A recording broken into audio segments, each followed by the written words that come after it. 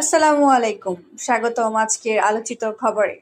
দেশের বর্তমান রাজনৈতিক প্রেক্ষাপটে নতুন করে তোলপাড় সৃষ্টি করেছে একটি মন্তব্য।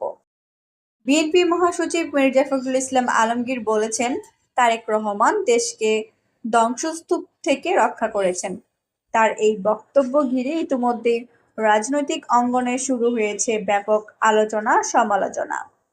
তিনি দাবি করেন, দেশে চলমান সংকটময় পরিস্থিতিতে তারেক রহমানের নেতৃত্ব ও দিক নির্দেশনা গুরুত্বপূর্ণ ভূমিকা পালন করেছে। এছাড়া তিনি আরো বলেন, দেশের গণতন্ত্র পুনরুদ্ধার এবং জনগণের অধিকার ফিরিয়ে আনার আন্দোলনে তারেক রহমানের ভূমিকা অনস্বীকার্য। তবে এই মন্তব্যের পরপরই বিভিন্ন মহল থেকে বিভিন্ন মতও উঠে এসেছে।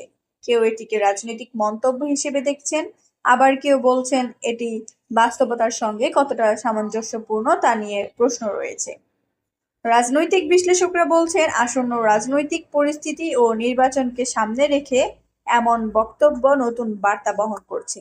এতে দলীয় কর্মীদের মনোবল বাড়ানোর পাশাপাশি রাজনৈতিক অবস্থানও স্পষ্ট করা হচ্ছে। আপনি কি মনে করেন, সত্যিই কি তারেক রহমান দেশকে ধ্বংসস্তূপ থেকে রক্ষা করেছেন? আপনার মতামত কমেন্টে জানান। ভিডিওটি ভালো লাগলে লাইক, শেয়ার এবং সাবস্ক্রাইব করতে ভুলবেন না।